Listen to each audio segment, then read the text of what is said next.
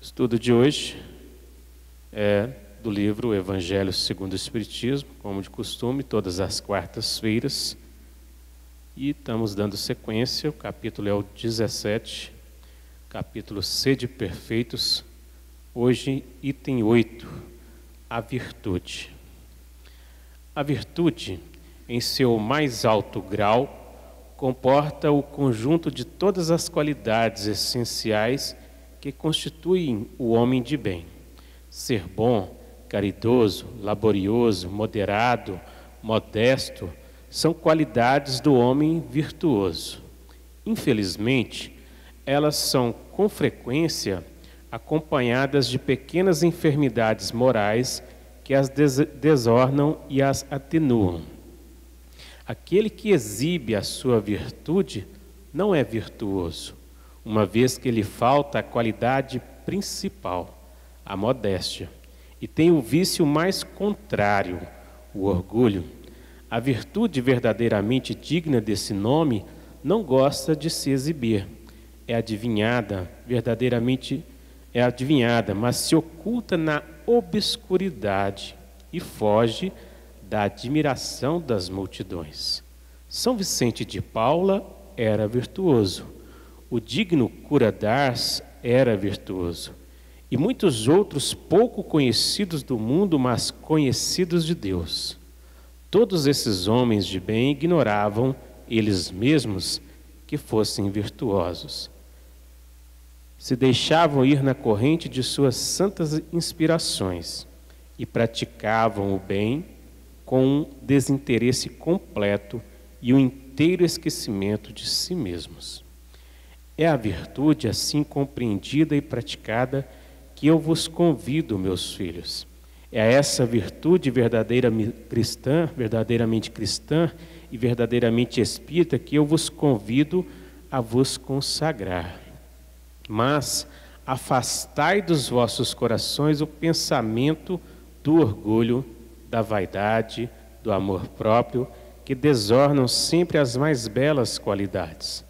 Não imiteis esse homem que se coloca como modelo e glorifica ele mesmo as próprias qualidades a todos os ouvidos complacentes. Essa virtude de ostentação oculta frequentemente uma multidão de pequenas torpezas e odiosas vilezas. Em princípio, o homem que exalta a si mesmo, que eleva uma estátua à sua própria virtude, aniquila, só por esse fato, todo o mérito efetivo que possa ter. Mas, que direi daquele em que todo o valor está em parecer o que não é? Quero admitir que o homem que faz o bem sente no fundo do coração uma satisfação íntima, mas desde que essa satisfação se exteriorize para recolher elogios, degenera em amor próprio. Ó, vós todos a quem a fé espírita reaqueceu com seus raios, e que sabeis quanto o homem está longe da perfeição, não vos entregueis a semelhante insensatez. A virtude é uma graça que eu desejo a todos os espíritas sinceros. Mas eu lhes direi, mais vale menos virtude com a modéstia do que muitas com o orgulho. Foi pelo orgulho que as humanidades sucessivas se perderam, e é pela humildade que elas um dia deverão redimir-se. François Nicolas Madeleine, Paris, 1863. E eu convido aqui, passo a palavra a nosso amigo Túlio Campos, também a Shirley Milagre, são os facilitadores que irão estar trazendo os esclarecimentos da noite. Boa noite, queridos. Boa noite, meus queridos. Boa noite aos internautas que nos ouvem. É uma alegria muito grande estar com vocês na noite de hoje, nessa noite fria, né? Chegando noite de São João, canjica. Oh, beleza, hein? O mês de junho é muito bom, né? É uma alegria sempre. E hoje a gente vem aqui estudar o capítulo Sede Perfeitos. Boa noite, né, Túlio? Primeiro. E esse capítulo é um capítulo maravilhoso, né, do Evangelho segundo o Espiritismo. e vem um texto sobre a virtude, né? E para a gente tentar entender um pouquinho a nossa condição humana, né, diante da virtude.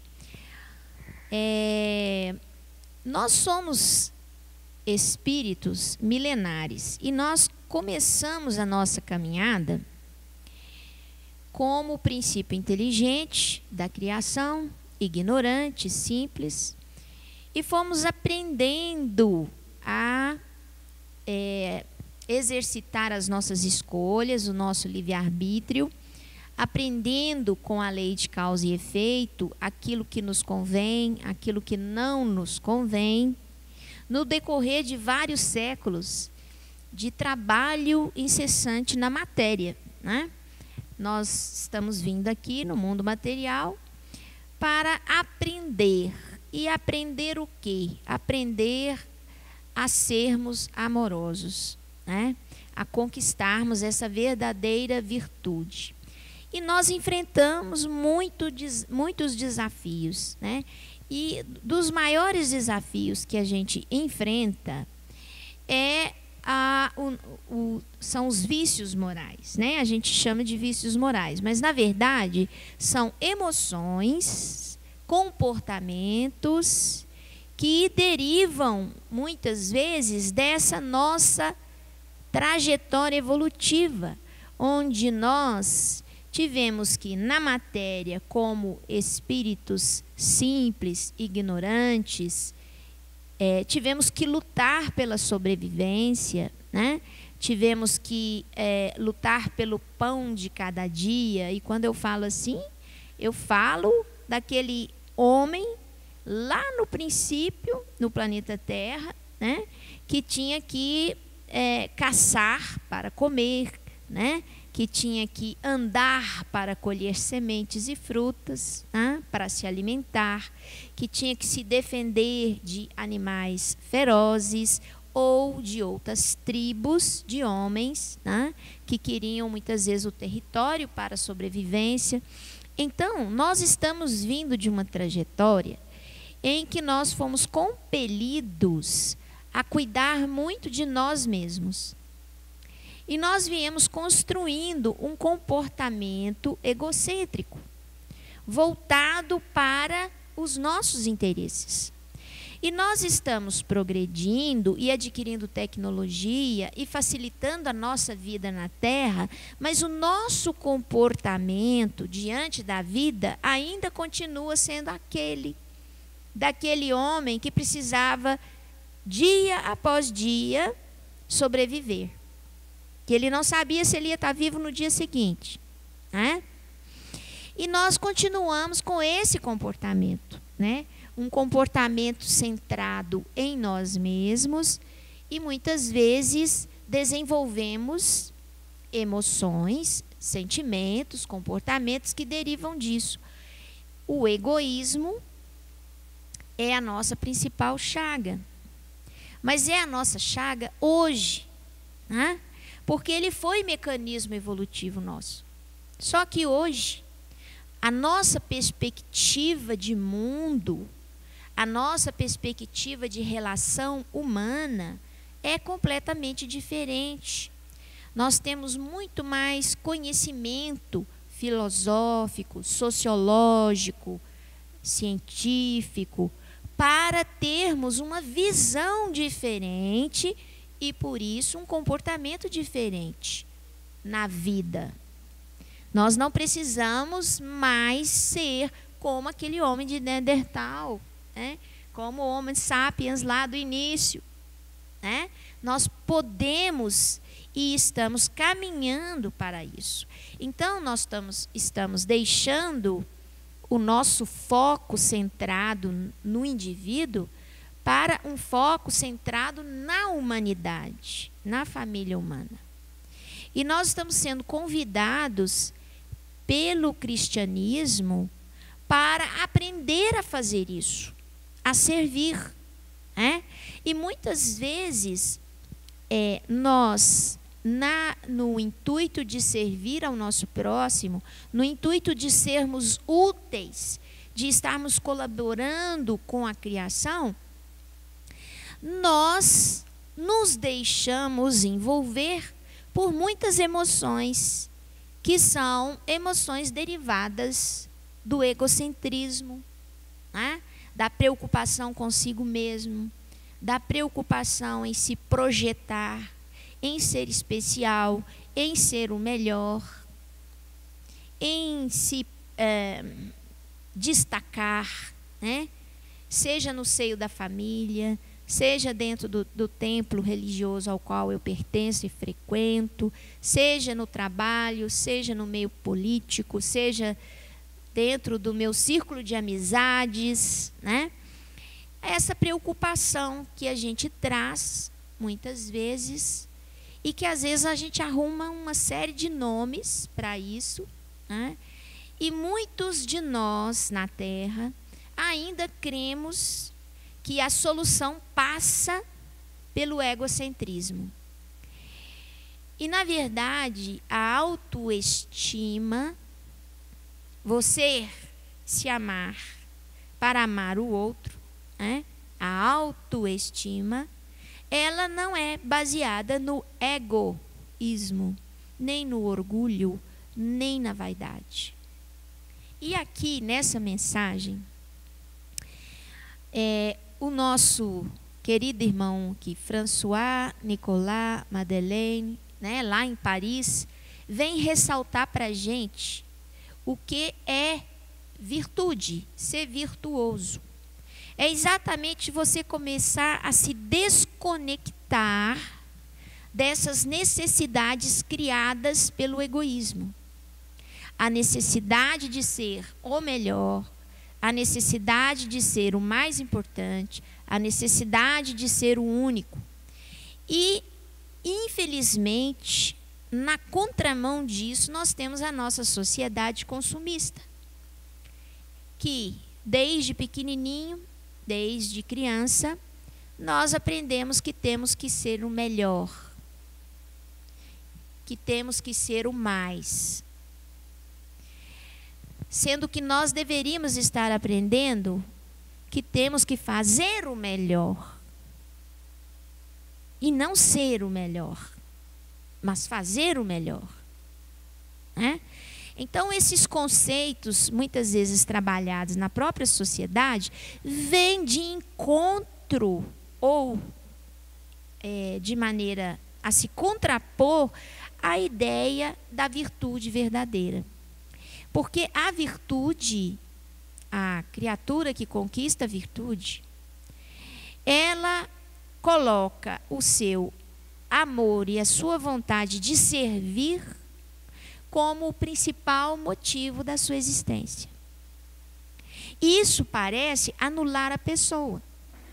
Parece que assim, nossa, então eu vou ter que esquecer tudo que eu gosto, tudo que eu quero, tudo que eu idealizo, para ficar só fazendo a vontade dos outros? Não. E é por isso que Jesus falou que a gente precisa amar ao próximo como a si mesmo. A gente precisa se amar.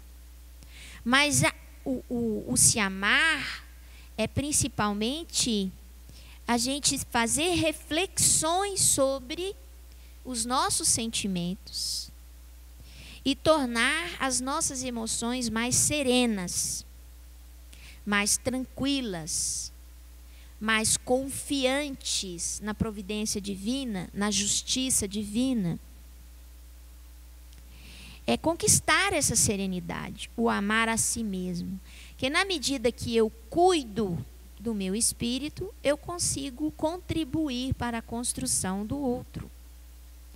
Portanto, quando nós estamos trabalhando as virtudes morais, nós temos que, em conjunto com as virtudes, trabalhar uma delas que é de importância muito grande, que foi ressaltada aqui, que é a humildade, né? Trabalhar a humildade não é uma coisa muito fácil, porque muitas vezes ela nos pede, a humildade nos pede que coloquemos um limite nos nossos desejos. Que nós, muitas vezes, nos calemos em determinado momento em que a vontade é de falar agredindo e desconstruindo o outro, né? Então, a humildade, ela nos convida a um anonimato. Coisa que hoje em dia, né, Túlio, é o contrário da nossa sociedade, porque todo mundo quer não sei quantos seguidores no Instagram, no Facebook. Quer dizer, nós estamos indo na contramão, muitas vezes, daquilo que a virtude nos pede, que é saber ser anônimo. É fazer sem esperar nada em troca. É aprender a servir sem se preocupar com retribuição. É estar feliz de estar sendo útil. Se aquilo vai resultar em algum tipo de benefício posteriormente, só a providência divina e a misericórdia do Pai é que sabe. E Jesus exemplificou isso muito bem para todos nós, quando chamaram Jesus de homem bom, né? O que Jesus falou? Por que me chamas bom?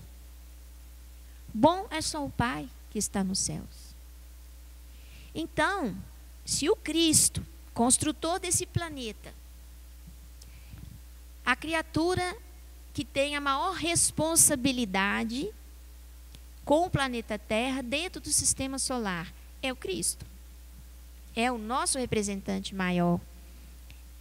Ele toma as grandes decisões.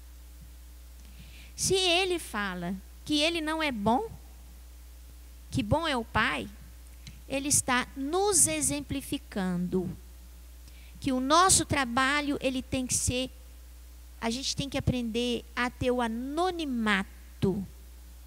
É fazer sem se preocupar com agradecimentos, com reconhecimentos, com confetes, né?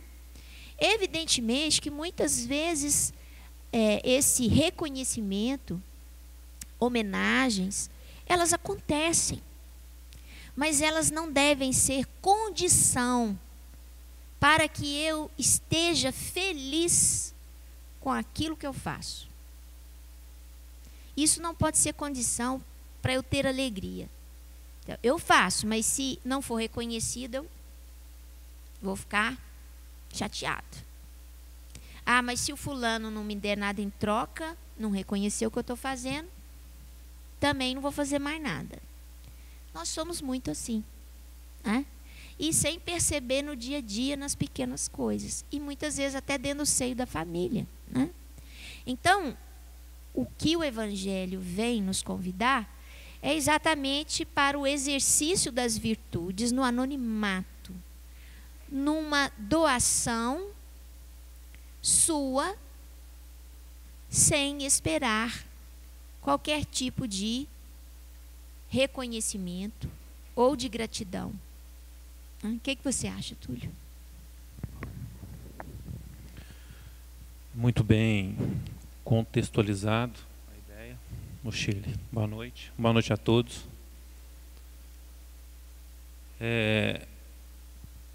Falar de virtude é um pouco difícil, porque eu acho que ninguém aqui está habilitado a dar os verdadeiros exemplos de virtude. E subir aqui e falar sobre virtude é difícil, porque ninguém aqui é santo. Todos nós temos que aprender. E tudo que eu falar aqui hoje, não estou falando para vocês, eu estou falando para mim mesmo. Deixa isso bem claro. Às vezes a gente não está apontando o dedo para ninguém. Mas mesmo que a gente não saiba ter a virtude, não saiba dar o exemplo correto, a gente precisa falar sobre o assunto. Porque o entendimento, ele vai clarear a mente, ele vai te dar um entendimento, ele vai harmonizar o seu coração, para que você possa mudar os seus padrões emocionais. Quando a gente muda o padrão emocional, a gente muda a conduta. E virtude é isso, é uma nova conduta. E quando se tem uma nova conduta, um novo pensamento, é o pensamento que constrói, o pensamento é vida. Falar no ensinamento de Jesus, orientar a mente, orientar o coração, para que a gente possa criar esse hábito de fazer o que é correto. Então aqui, nós não somos hipócritas de falar que somos virtuosos e perfeitos. Eu quero deixar isso bem claro. Retomando um assunto da Shirley, o sistema, as organizações, como ela iniciou a fala dela, a sobrevivência, a humanidade, foi impondo essas regras de sobrevivência. A educação nas escolas e nas famílias tem sido essa, de ser o melhor, de ser o maior, de dominar o mundo. Quando na verdade o correto é que nós devemos dominar a si mesmo, dominar os nossos defeitos.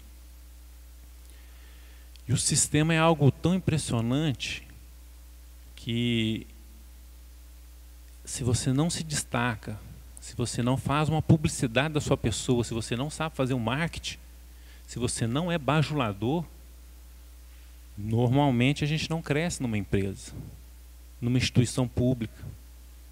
Por mais que você seja um excelente funcionário e você é retraído, você não faz propaganda do seu trabalho, as pessoas não te veem. Normalmente, né? Existem as exceções. Isso vai criando um ambiente de disputa, isso vai criando um ambiente tão ruim, tão negativo, que é um funcionário querendo passar por cima do outro. É um querendo atropelar o outro. Isso vai se tornando normal. Quando você não é assim, as pessoas te tomam como o errado. Você é o errado, você não pode agir assim. E é algo assim que eu vejo nesse texto de virtude, que eles se preocupam muito nessa questão. Não preocupa com o elogio. Não preocupa em se destacar. Não queira a recompensa. A gente vê no texto o tempo todo. Quando se cria uma recompensa, quando se cria uma homenagem em uma empresa, acontecem algumas coisas que atrapalham o desenvolvimento dessa empresa. Primeiro, que corre o sério risco de estar homenageando alguém que não merece. Isso vai gerar revolta. E aquele que é bom de serviço não vai querer trabalhar mais. Eu estou usando a empresa como exemplo, mas isso pode ser uma casa religiosa, pode ser uma família. Quando se homenageia uma pessoa que de fato é boa, vai gerar inveja, a inimizade. Não, meu amigo aqui está sendo elogiado, mas lembrando que ele é bom porque eu estou assessorando ele e eu não fui homenageado. A partir de agora eu não ajudo ele mais. Vai criando aquele ranço, vai criando a inveja, a discórdia. As pessoas estão tão habituadas a ser homenageadas e lembradas que se não acontecer, elas não querem mais trabalhar. Se não tiver remuneração, elas abandonam. Tudo que as pessoas fazem é com certo interesse, de ser reconhecida, de ter um ganho material, de conquistar alguma coisa. E é isso a grande preocupação dos espíritos de luz. A grande preocupação do Cristo foi essa. Tanto que ele deixou o grande exemplo. Jesus foi o maior homem que pisou nessa terra, o mais inteligente, o mais produtivo. E o que ele ganhou de homenagem? Ele ganhou a coroa de espinhos. Ele ganhou a cruz como morte. Ele deixou o exemplo. E hora nenhuma ele reclamou. E eu mereço o prêmio, eu sou o maior homem. E tinha um grande paralelo naquela época, que era Roma. As autoridades daquela época se preocupavam muito com isso, com destaque. Os prédios eram suntuosos, as estátuas grandes, as autoridades usavam roupas que brilhavam, eram grandes homenagens, grandes festas. Era o maior exército, era o maior território de Roma, as grandes leis, os grandes poetas, os grandes literários, os grandes livros. E tudo isso acabou. Onde está o grande império de Roma agora? Cadê o exército romano? Não existe mais. O maior império, o maior exército não existe. E a ideia do Cristo até hoje existe. E existe cada vez maior, cada vez mais grande. As pessoas querem ser inteligentes, mas não querem orientar o ignorante. As pessoas querem ser fortes, mas não querem apoiar o fraco. As pessoas querem ter dinheiro, mas não querem que os pobres também se enriqueçam. O seu dinheiro não pode trazer progresso. Eu quero ter saúde, mas não posso ajudar aquele que está doente. Para que valem essas virtudes? É isso que os espíritos de luz estão tentando nos dizer. Se a gente quer conquistar algo e conquistamos, que a gente possa ser útil, a gente possa ajudar. Joana de Cusa procura o Cristo e foi reclamar com ele do seu marido, Cusa. Joana de Cusa era uma pessoa muito boa, tinha muitas virtudes. E o seu marido não queria acompanhar ela. Não queria seguir o cristianismo. Era uma grande autoridade e aquilo ia atrapalhar o seu nome. Porque quem era cristão naquela época trazia um desprestígio, né? Eram os mendigos, os farrapos, o lixo, os mentirosos. Então uma grande autoridade seguir Cristo era uma vergonha. E Joana foi reclamar com Cristo que ele não mudava, que ele não tinha virtude, que ele não tinha um bom comportamento. E Jesus disse: você é boa? Você se acha melhor do que ele? Então é você que tem que estender a mão para ele. Ele está se debatendo e afogando no mar, e você no porto seguro. Estende a mão para ele. Volta para casa, Joana, e seja uma esposa muito melhor do que você tem sido. Existe um capítulo do livro Jesus no Lar, Psicografia de Chico. É o capítulo 26. Chama O Valor do Serviço. O Shirley, se quiser interromper, quiser completar, tá? Esse capítulo fala de um fariseu que era um homem que possuía inúmeras virtudes. Fazia jejum, orava, não se misturava com os pecadores, usavam a roupa sem mancha, porque era o costume da época. Era um homem que se alimentava muito pouco, sempre fazendo aquela alimentação conforme a lei de Moisés pedia. Conhecia todas as leis, todos os profetas, de Moisés até os mais atuais.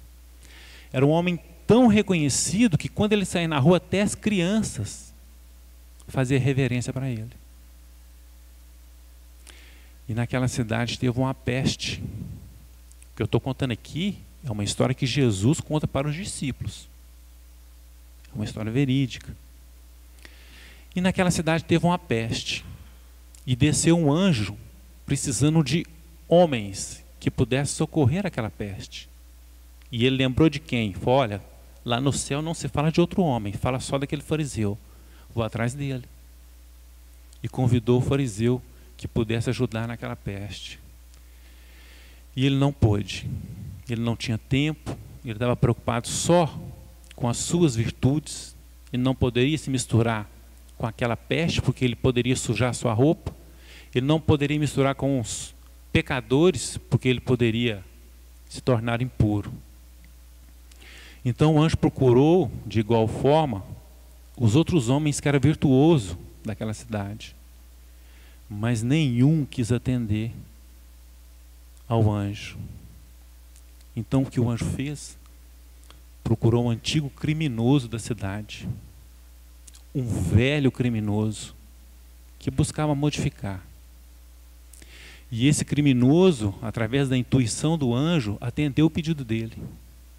Enterrou os mortos da peste, deu remédio aos doentes, ajudou as crianças, socorreu, consolou, apoiou, fez tudo o que pôde, diz Jesus. Um criminoso. E Jesus fala que esse criminoso alcançou o reino do céu muito antes daquele fariseu virtuoso. Porque ele foi útil, porque ele serviu. Ele não tinha virtudes. Mas Jesus deixa claro que as virtudes são importantes, mas o trabalho, o serviço, está acima disso tudo. O Shirley quer colocar mais alguma ideia? Então, é interessante quando ele fala aqui no último parágrafo, né? Que mais vale menos virtude com a modéstia do que muitas virtudes com o orgulho, né? E que foi pelo orgulho que a humanidade sucessiva se perderam e é pela humildade que elas um dia irão se redimir, né? Então, ele finaliza para mostrar para a gente, né, a importância que tem a modéstia, né? E a modéstia, ela tem outra palavra, que é a humildade. É porque às vezes a gente confunde humildade com atitude servil, né? Não é assim, né? Você ser humilde não é você ser servil, né? Você ser humilde, na verdade, é você ser modesto, modéstia. E a modéstia, ela se opõe à vaidade, ao orgulho, ao egocentrismo, ao egoísmo, à ambição, à cupidez. Então, se você pensar bem, a modéstia é a base, né, de todas as virtudes, porque ela se contrapõe a basicamente todos os vícios morais da humanidade, né? E por isso a importância que se tem dado a essa questão da humildade. Lembrando que a fé operante, ela é a fé que remove montanhas, né? A fé inoperante, aquela fé em que eu acredito, eu tenho fé, eu acredito, eu oro todos os dias, mas se eu sou colocado diante de um desafio que me pede os conceitos da minha fé, eu escorrego, né? Eu não consigo. Então, essa fé que não se sustenta diante dos desafios é uma fé inoperante. E é uma fé que precisa ser trabalhada para se tornar operante de fato. Jesus falou nisso várias vezes, quando ele se referia aos praticantes da religiosidade na época da Judéia, fariseus, saduceus, escribas, quando ele os chamava de sepulcros, né? Caiados por fora, cheio de podridões por dentro.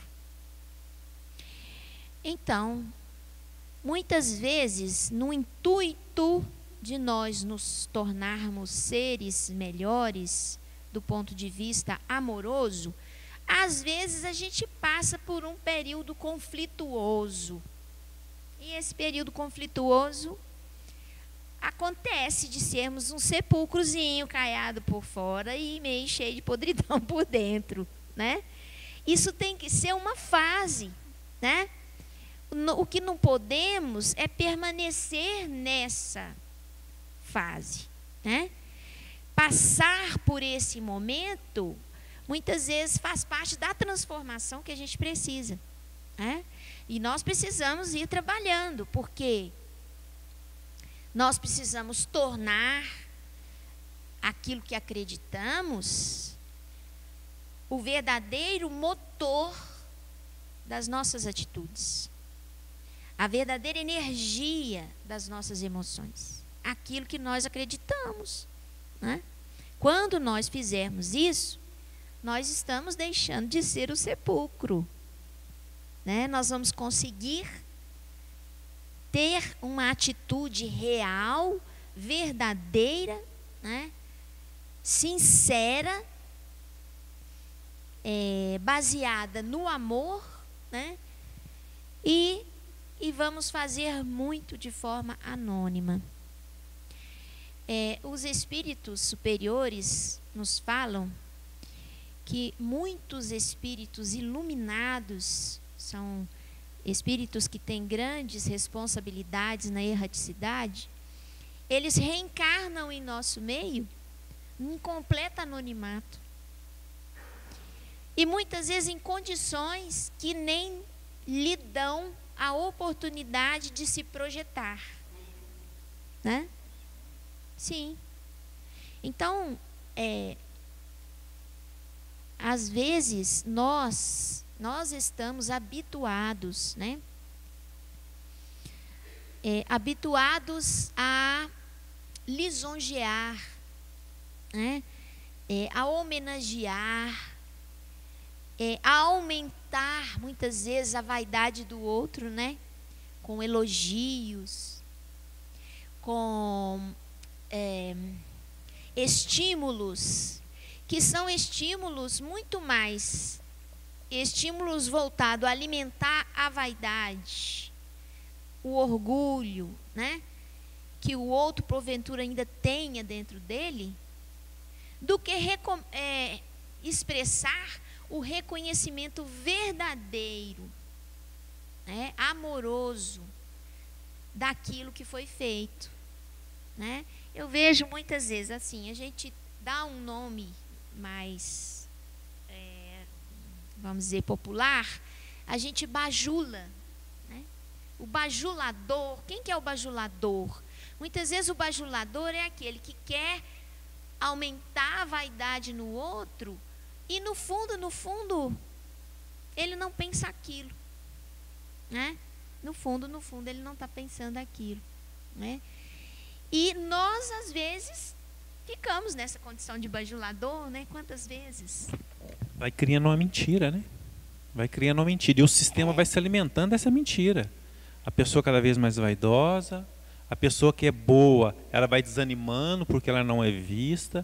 E quem está sendo bajulado começa a acreditar que de fato ele é muito perfeito, porque ai daquele que fala a verdade para o seu chefe, para o seu superior.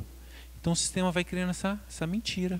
Essa mentira. Você não pode ser sincera. Né? Na contramão vamos dizer assim, desses hábitos, nós temos que criar novos hábitos. Nós temos que criar novos hábitos. Nós temos que trazer aquilo que acreditamos para ser o motor da nossa vida, das nossas atitudes, da maneira como reagimos, da maneira como pensamos, da maneira como escolhemos, da maneira como exercitamos o nosso livre-arbítrio. Nós precisamos trazer isso para balizar o nosso comportamento, né? A nossa fé. E a doutrina espírita, ela é muito iluminada, porque ela nos esclarece de tal forma, nos dá tanto apoio, né? Que se nós colocarmos a doutrina espírita para dentro de nós, nós teremos um potencial muito grande de servir. E o mais importante, estarmos felizes em servir. Porque o grande problema nosso é esse. É encontrar a alegria e o prazer em servir. Porque nós encontramos alegria e prazer em nos servir. Mas em servir ao outro, isso muitas vezes nos custa energia, né? E nós muitas vezes não encontramos esse prazer. A hora que nós encontrarmos esse prazer, nós estaremos no céu. Assim disse Jesus. Eu encerro aqui a minha fala e passo para o Túlio, agradecendo a vocês de coração todo o carinho que eu experimentei daqui vindo de vocês daí. Muito obrigada, uma boa noite a todos. Quando a senhora falou o espiritismo é muito importante. Chico escreveu mais de 420 livros, Kardec inúmeros livros, o Evangelho. Esse conhecimento é o que vai nos dar segurança para saber se eu estou tomando a decisão certa ou errada. Porque o sistema ele é algo que te cega, ele é algo que te abafa e ele te consome, a mídia, a sociedade, as regras, que você fica inseguro. Espera aí, será que eu estou certo ou errado? E quando você estuda a obra ela é clara e você cria convicção e você começa a gerar novos padrões através do seu exemplo. E isso é transformador, porque os frutos serão inúmeros e as pessoas que te criticavam vão ver que os benefícios são grandes e vão passar a te elogiar. Aí que você tem que tomar cuidado para você não ficar vaidoso. Você fala, olha, não sou eu, é Deus, é o ensinamento dele que me orienta. Não me elogia porque eu estou caminhando junto com você. Estamos indo juntos, vamos aprender, você me ensina, eu tento te ensinar. Ter sempre esse cuidado. Nós precisamos ter algo muito claro em nossas vidas. Não espere recompensa, elogio de forma alguma, porque ele não vai vir. Quem decidiu ter uma vida correta, quem decidiu traçar um caminho certo, foi só pedrada, foi só sofrimento. Estuda a história de todos os verdadeiros profetas. Cristo, Chico, irmão Dulce, todos os que foram corretos, o sistema engoliu. Só depois de morto, não, vamos beatificar. Não, isso é santo. Não botamos fogo em Joana d'Arc, mas agora a gente reconhece que ela é santa, Santa Joana d'Arc. Então a gente tem que ter essa convicção. A gente tem que ter coragem, esperança e alegria. Não esperar a recompensa. Continue trabalhando, continue fazendo o que é certo.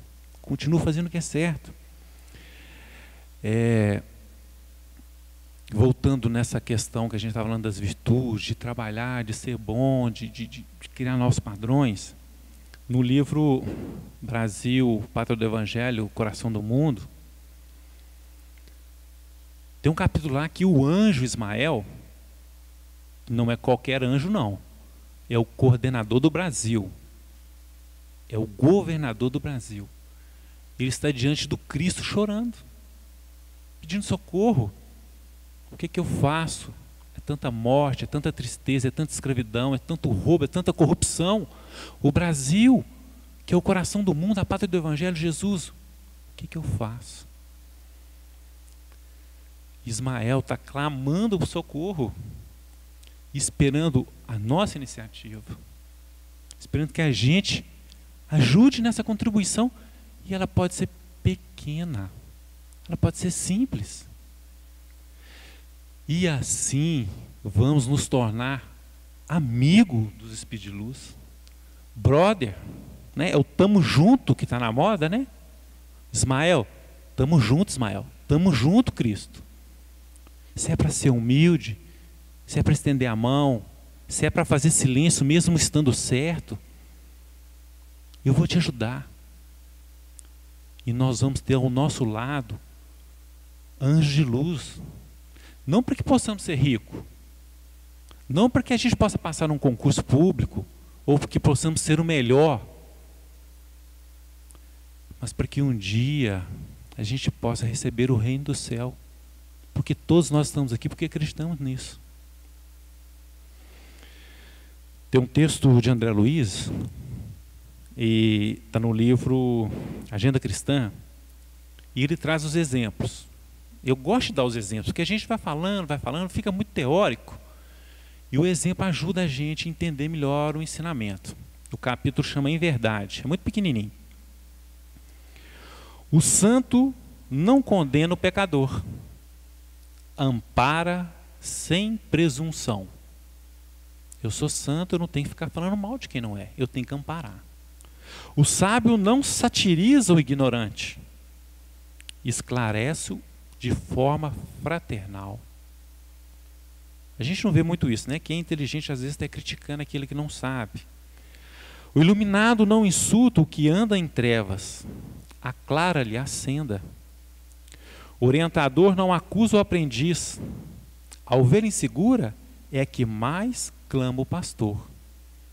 Então, se de fato eu sou um orientador, eu não vou criticar.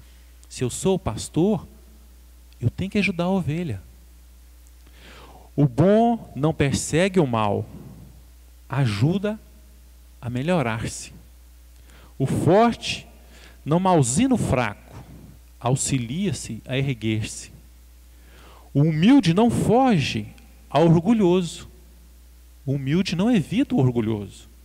Coopera silenciosamente em favor dele. O sincero a ninguém perturba, harmoniza a todos. O sincero ninguém perturba. Eu achava que a sinceridade em todas as hipóteses era boa. Fui aprender no Espiritismo que aquela sinceridade que magoa e machuca, ela não está correta. Eu não posso ser sincero para magoar ou machucar. E esse texto aqui vem confirmar isso. O sincero a ninguém perturba. Ele harmoniza a todos. Não devemos usar a sinceridade para machucar. O simples não critica o vaidoso, socorre sem alarde sempre que necessário. O cristão não odeia, não fere. Segue o Cristo, servindo ao mundo. De outro modo, os títulos de virtude são meras capas exteriores que o tempo desfaz. Muito obrigado a todos a atenção. É um grande prazer estar aqui. Obrigado, Shirley. Obrigado aos internautas. Boa noite.